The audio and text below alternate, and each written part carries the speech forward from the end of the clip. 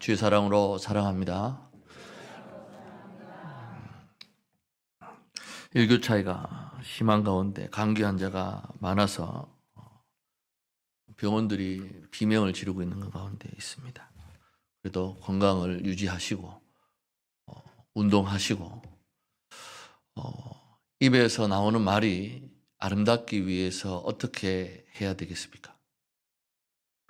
성경에 있는 말씀처럼 우리 안에 있는, 우리 마음 속에 있는 것에서부터 우리의 말은 나오게 되어 있습니다. 그렇듯이 말하기 전에 한 번 더 생각하는 것도 중요하고요. 부드럽게 말씀하시는 것도 중요하고 하지만 이 우리 안에 아름다운 것을 채워야 됩니다. 말씀을 늘 묵상하시기 바랍니다. 말씀을 읽고 묵상하고 또 큐티도 하시고 그러는 가운데 우리 안에 말씀으로 충만케 채워져야지 아름답고 귀한 말들이 나올 수 있습니다. 우리의 행동들이 아름다워질 수 있고요. 소요연서를 계속 묵상하는 가운데 이제 호세아를 마치고 요엘로 들어갑니다. 요엘서는 전체가 3장으로 구성되어 있습니다. 마찬가지로 1절에 보시면 부두엘의 아들 요엘에게 임한 여호와의 말씀이라. 요엘 선지자에게 임한 여호와의 말씀인데 요엘서의 특징은 시대적 배경이 정확하게 나와 있지 않습니다.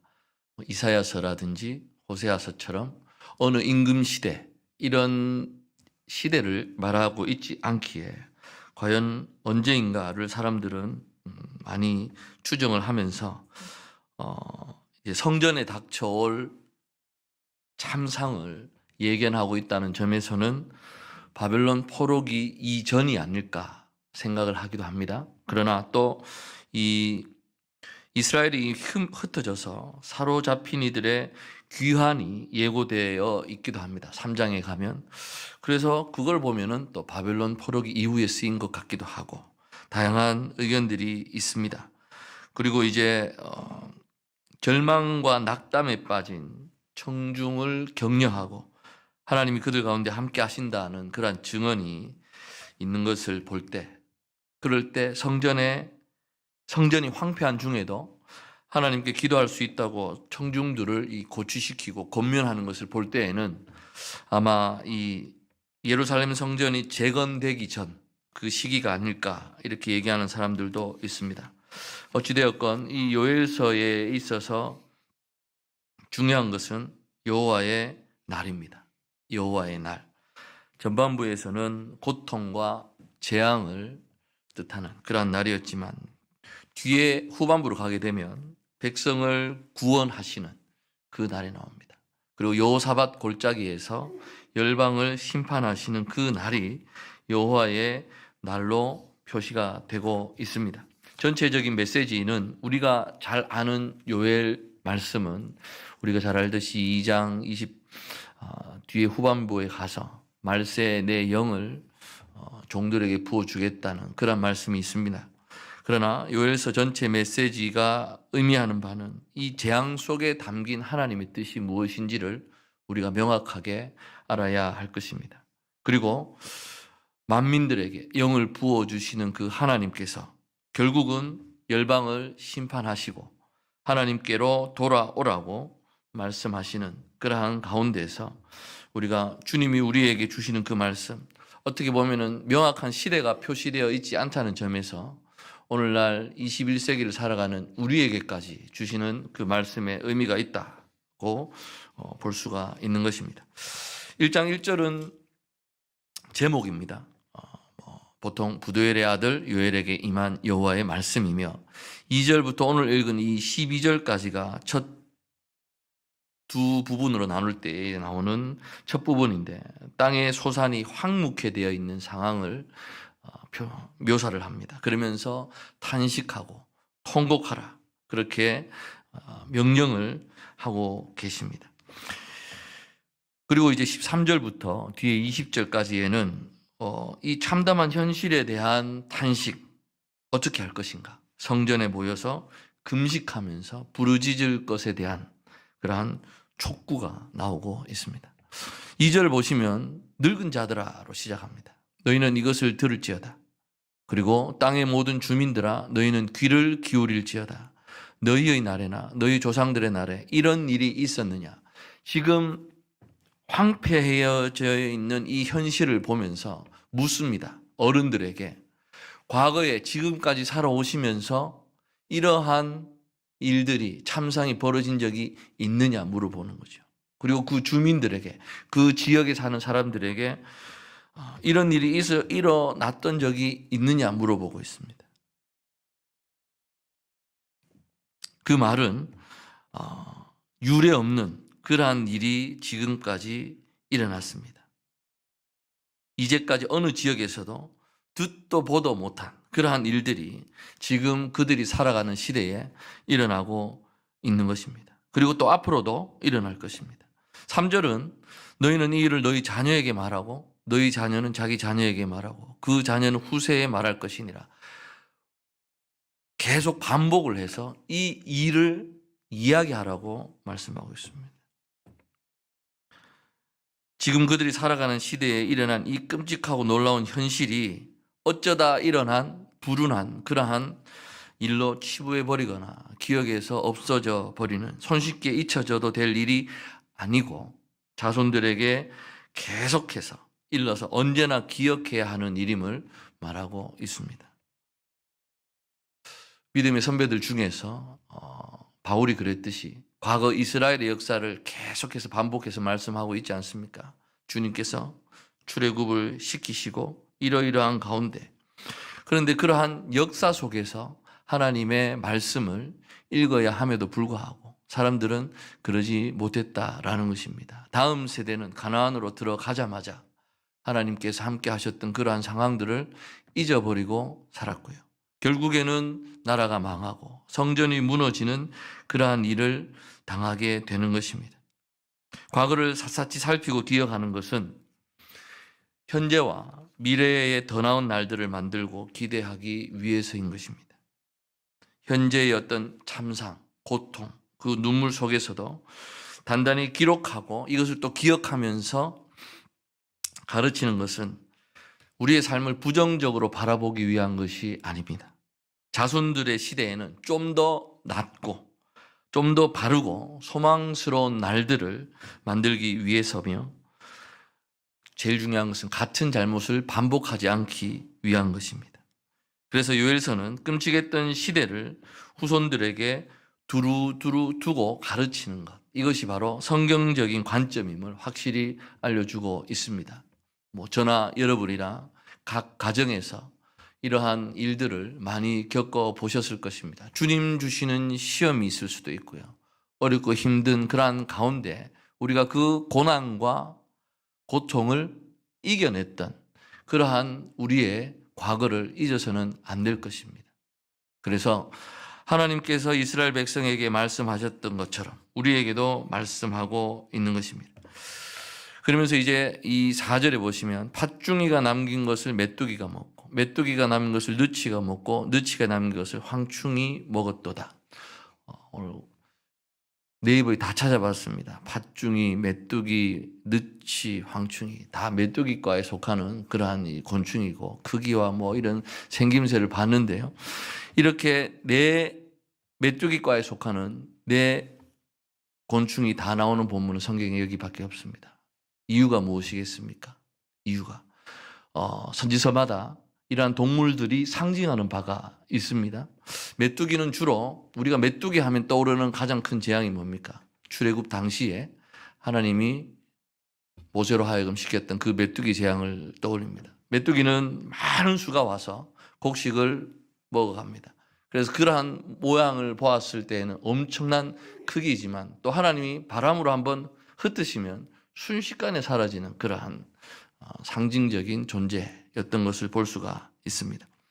그래서 메뚜기 재앙을 모티브로 요엘서가 선언하고자 하는 것은 여호와께서 전체 온 열방을 심판하시는 그날에 대해서 말씀하고 있는 것입니다. 그렇기 때문에 팥중이가 남긴 것을 메뚜기가 와서 먹고 또 남긴 것은 느치가 먹고 느치가 남긴 것을 황충이 먹는다고 하는 것은 계속 반복되는 여호와의 이 심판의 메시지를 우리에게 전해주고 있는 것입니다. 이제 이러한 상황이 벌어졌는데 이제 말씀하십니다. 취하는 자들아 너희는 깨어 울지어다. 포도주를 마시는 자들아 너희는 울지어다. 이는 단 포도주가 너희 입에서 끊어졌습니다 라고 말합니다. 술 취한 것이나 포도주를 마시는 것을 부정적으로 표현했다는 표현이라기보다는 지금 백성들이 처한 현실을 객관적으로 서술을 하고 있습니다. 이제 취하는 사람들에게 말합니다. 당신들이 울어야 하는데 그 울어야 하는 이유는 무엇이냐 하면 포도주가 끊겼기 때문에, 더 이상 마실 술이 없기 때문에 당신들은 울어야 한다라고 말합니다. 그래서 그 풍요로움은 더 이상 존재하지 않기 때문에 포도주를 담글 포도나무 자체가 메말랐기 때문임을 말하고 있습니다. 6절에 보시면 다른 한 민족이 내 땅에 올라왔음이로다. 그들은 강하고 수가 많으며 그 이빨은 사자의 이빨 같고 그 어금니는 암사자의 어금니 같도다. 그래서 그들이 와서 한 짓이 무엇입니까? 내 포도나무를 멸하며 내 무화과 나무를 긁어 말갛게 벗겨서 버리니 그 모든 가지가 하얗게 되었도다. 4절에 언급되었던 그 메뚜기의 위력, 그것이 6, 7절에 기록되어지고 있습니다. 짐승의 이빨 혹은 어금니에 라고 하는 표현을 하면서 내 포도나무를 멸했고 내 무화과 나무를 긁어서 하얗게 되었다라고 합니다. 그런데 이 본문에서 우리가 주목해야 할 것은 이러한 참상을 묘사하고 있는 가운데 하나님을 가리키는 1인칭 단어가 계속해서 쓰이고 있습니다. 내 땅에, 그리고 내 포도나무를, 내 무화과 나무를 이라고 기록하고 있습니다. 그래서 메뚜기 때의 습격이 어디에 왔느냐? 다름 아닌 하나님의 땅과 하나님의 포도나무, 하나님의 무화과 나무에 대한 습격인 것입니다. 그래서 우리가 이스라엘의 멸망을 다루면서 기본적인 원인 가운데 하나가 예루살렘은 하나님의 성전이 있는 곳이기 때문에 절대 망하지 않거나 무너지지 않는다라고 하는 그릇된 신앙을 우리는 기억해야 하는 것입니다. 예레미야서에서 예레미야 선지자는 다윗 언약에 대한 확신, 그리고 예루살렘 성전에 대한 정말 어떻게 보면 그릇된 신앙, 이 두 가지가 이스라엘이 잘못 의지하고 있는 기둥임을 강력하게 시사하고 있습니다. 다윗 언약, 다윗 왕조는 절대 망하지 않는다고 하나님이 언약을 주셨기 때문에, 그리고 예루살렘 성전이 절대 망할 리가 없다, 하나님이 짓게 해주신 성전이기 때문에, 그래서 그들은 그 가운데에서 신앙생활을 잘 했으면은 망하지 않았을 것입니다. 그러나 그들의 교만과 그들의 잘못된 신앙을 통해서 하나님은 그 두 가지 언약과 성전이 망하는 것을 보여주십니다. 그렇기 때문에 이스라엘이 하나님의 땅이라는 말, 언제나 안전하다는 의미가 아닌 것입니다. 하나님의 땅이니 하나님께서 그 땅의 왕되심을 기억하고 왕 대신 하나님의 법과 규례를 따라 살아가야 한다는 그러한 것이 하나님의 땅의 의미인 것입니다. 그리고 포도나무와 무화과나무가 하나님의 것이다 라고 하는 그 말, 그것도 역시 그 땅의 모든 수확과 결실과 풍요로움이 우리 인간들 스스로의 어떤 노력과 힘에 달린 것이 아닌 것을 말합니다. 순전히 하나님께 달려 있음을 말씀해 주고 있는 것입니다. 그래서 이스라엘은 어떤 포도나무, 무화과나무로 살아가는 민족이 아니라 이 포도나무와 무화과나무를 소유하신 하나님으로 말미암아 살아가는 민족임을 가르쳐주고 있습니다. 그래서 이 땅에는 지금 참상이 벌어지고 있음에도 불구하고 소망이 있음을 엿볼 수가 있습니다. 왜냐하면 아무리 한민족이 강한 다른 한민족이 올라와서 그 영향이 크다 하더라도 하나님이 계시는 하나님의 땅이기 때문에 우리에게는 소망이 있음을 볼 수가 있는 것입니다. 8절 보십시오. 8절에 너희는 처녀가 어렸을 때에 약혼한 남자로 말미암아 굵은 배로 동이고 애곡함같이 할지어다. 무슨 말인지 이해가 되십니까? 처녀가 어렸을 때에 약혼한 남자로 말미암아 굵은 배로 동이고 애곡함같이 할지어다. 굵은 배로 번역된 단어는 애통함을 상징하는 단어입니다.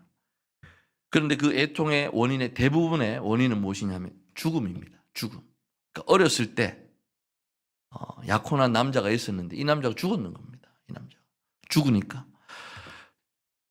굵은 배로 동이고 애곡함 같이 지금 여러분들의 심정이 이래야 된다고 요엘 선지자가 말하고 있는 것입니다. 또한 소재와 전제가 여호와의 성전에서 끊어졌고 여호와께 수종드는 제사장은 슬퍼하도다. 소재와 전제, 소재는 곡식으로 드리는 제사입니다. 전제는 부어드리는 제사로서 매일 드리는 상번제가 있습니다. 일상 매일 드리는 번제, 어린 양 한 마리에 포도주 4분의 1 힘, 다시 말해서 약 3.6리터 되는 그러한 포도주를 부어서 드리는 제사의 방법이 전제입니다. 그런데 이 소제와 전제가 여호와의 성전에서 끊어졌습니다. 제사를 드릴 수가 없게 되었다는 것이죠. 그렇기 때문에 제사장이 슬퍼하도다 말씀하고 있습니다. 온 땅이 황폐해지고 포도나무가 시들었기 때문에 더 이상 하나님의 전에서 소제와 전제를 드릴 수가 없습니다.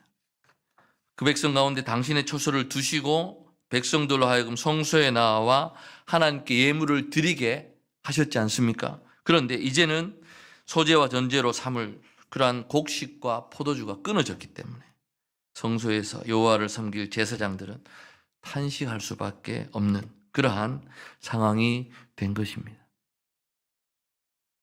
밭이 황무하고 토지가 마르니 곡식이 떨어지며 새 포도주가 말랐고 기름이 다하였도다. 농부들아 너희는 부끄러워할지어다. 포도원을 가꾸는 자들아 곡할지어다. 이는 밀과 보리 때문이라 밭의 소산이 다 없어졌음이로다. 세 번째로 애곡하며 슬퍼하라고 명령되는 대상은 농부들입니다. 그리고 포도원을 가꾸는 자들, 농사짓는 이들을 대표한다고 볼 수가 있습니다. 밀과 보리는 그 당시 가나안 땅에서 농부들이 농사지어서 거두는 결실을 대표하는 작물입니다. 그런데 이 모든 것이 다 없어졌다 말씀을 하고 있습니다. 12절에 포도나무가 시들었고 무화과나무가 말랐으며 석류나무와 대추나무와 사과나무와 밭의 모든 나무가 다 시들었으니 이러므로 사람의 즐거움이 말랐도다. 이러한 상황 가운데에서 마지막 문장 사람의 즐거움이 말랐도다를 직역하면 이럽니다. 기쁨이 인생들에게서 말라버렸다고 직역을 할 수가 있습니다. 곡식을 씨앗을 뿌리고 이제 농사를 짓고 곡식을 거두어서 그래서 거기에서 거둔 밀과 보리 여러 과일을 그리고 포도로 포도주를 담가서 마시는 그것이 바로 인생의 한 기쁨인 것입니다. 먹고 마시고 수고함으로 낙을 누리는 것은 하나님께서 인생들에게 주셨던 선물이었습니다. 그렇기 때문에 하나님께서 신명기에도 그렇게 말씀을 하셨습니다. 곡식과 포도주와 기름의 11조를 하나님이 정하신 곳으로 나와서 드리고 포도주와 독주 등 마음에 원하는 것을 구해서 자녀와 노비와 레위인과 함께 먹으며 즐거워하라고 말씀을 하셨는데 이제 그러한 기쁨이 다 사라져 버리고 없게 된 것입니다.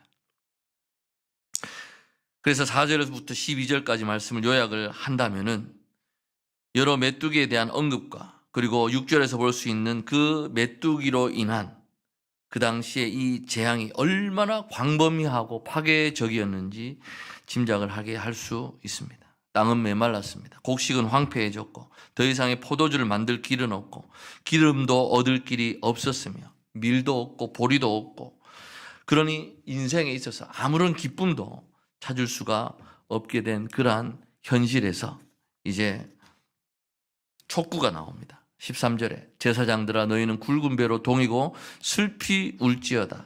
제단에 수종드는 자들아 너희는 울지어다. 내 하나님께 수종드는 자들아 너희는 와서 굵은 베옷을 입고 밤이 새도록 누울지어다.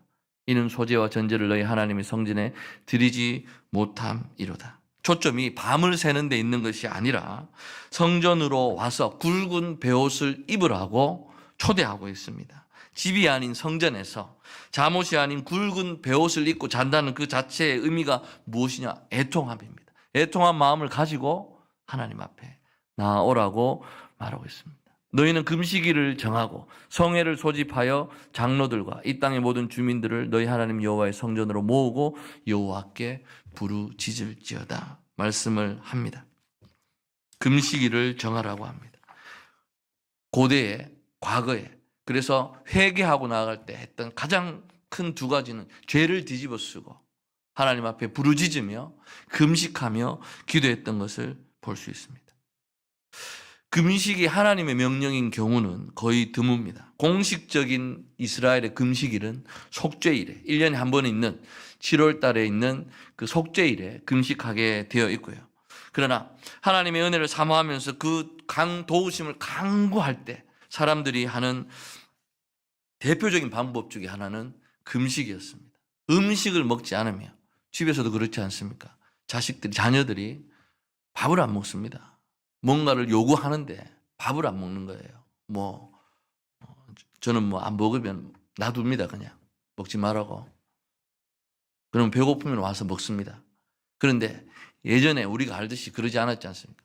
몇 날 며칠을 밥을 안 먹고 말도 하지 않고 부모의 속을 썩입니다. 결국은 부모가 자식이 원하는 것을 들어주지 않습니까? 그런 것을 볼 때에 하나님께 이제 우리 인생의 입장에서도 하나님 앞에 금식을 하며 울부짖는 그러한 것이 필요한 것입니다. 단순한 자연재해가 아니기 때문에 이 애통하라고 하는 요엘의 외침, 그냥 한 번씩 몇십 년 만에 오는 그러한 단순한 자연재해 같았으면 이렇게 얘기하지도 않았을 것인데, 정확하게 호세아서처럼 이스라엘 백성이 저질렀던 잘못을 기록하고 있지는 않습니다만, 이러한 피폐해진 상황이 오기까지는 이스라엘 백성들의 잘못이 있음을 우리에게 말씀해 주고 있는 것입니다. 그렇다면 이러한 상황에서 너희들이 해야 할 일이 무엇이냐?